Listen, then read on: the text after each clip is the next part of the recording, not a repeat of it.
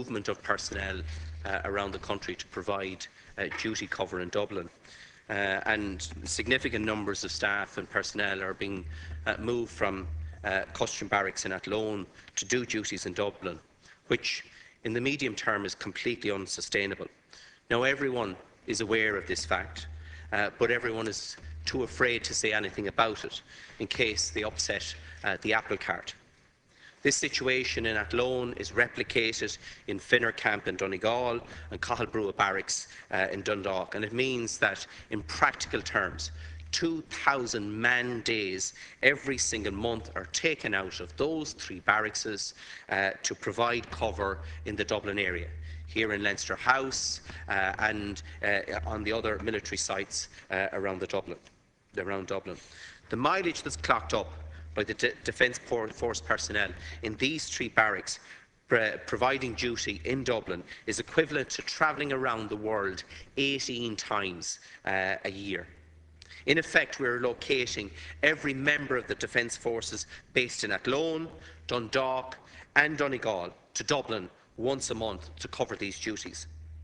Not only is there a significant cost in terms of transport and fuel, and an additional cost of about €200,000 per annum, but it's also the fact that staff receive days in lieu of their work in Dublin, which is seriously restricting the operation of the Defence Forces in Ballyshannon, in Dundalk and in Athlone.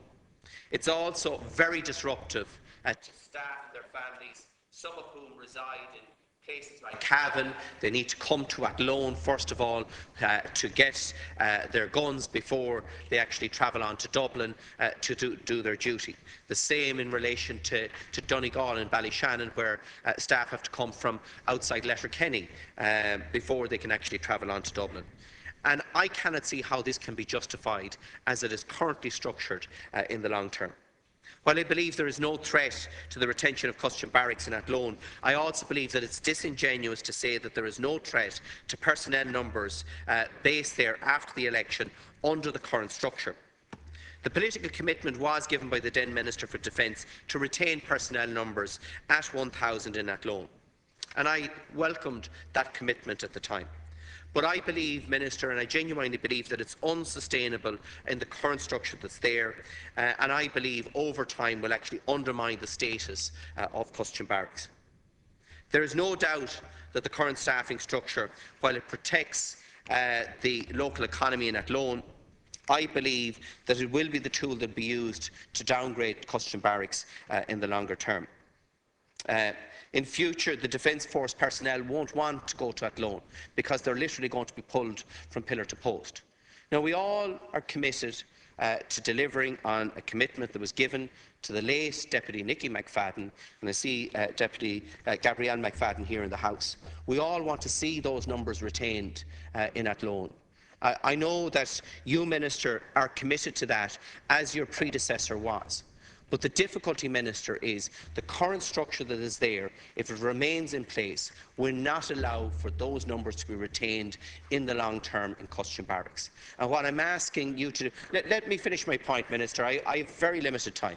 And I wasn't given the opportunity to speak on the white paper. I've only been given 5 minutes here today. I didn't get the same time slot as everyone else here. So just let me finish out my point, Minister. You'll have the opportunity to respond. And look, Minister, what I'm looking for here is that a permanent structure be put in place within the Defence Forces to allow for the commitment that was given to the late Nicky McFadden by Minister Alan Shatter to be implemented and maintained in the long term. And the figures that I have given you here today are unsustainable in the long term. They cannot be defended, I believe, in the long term. And what I want is a mechanism put in place to ensure that the 1,000 personnel that we were promised in Athlone will be maintained and the status of Custume Barracks will be maintained into the future. Minister, all I'm asking here is that in conjunction with the incoming Chief of Staff, that you outline a structure that fulfils the commitment that was given to Deputy Nicky McFadden to the town of Athlone through a sustainable reorganisation of the Defence Forces. Thank you. Can I just say that I have repeatedly given commitments in relation to Custume Barracks in Athlone. The numbers stationed there now are actually higher than they were under the previous administration, even though lots of people have tried to say otherwise. And we do intend to ensure that commitments that were given to the late Nicky McFadden are honoured. And I'm not sure, that it's appropriate to raise that particular commitment here, but since you've raised it, certainly I have an intention of honouring that. But we'll honour it in a way that makes sense in terms of structures and management within the Defence Forces. And that won't be decided by a politician.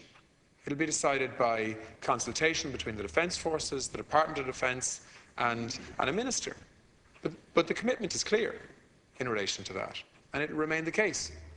And I think it's, First of all, Minister, can I thank you for your comments earlier on at second stage in relation to Custume Barracks, and I think it is welcome that you've reiterated that commitment and clarified that. And I think it does provide reassurance that we do need, and I think they are genuine questions that are being asked, and we can debate them further when we discuss the white paper. Can I also welcome the announcement this morning regarding the aeromedical service to be based at Custume Barracks in Athlone? I think that's a very positive and very welcome development, not only in relation to the Defence Forces, but for patient safety across the country.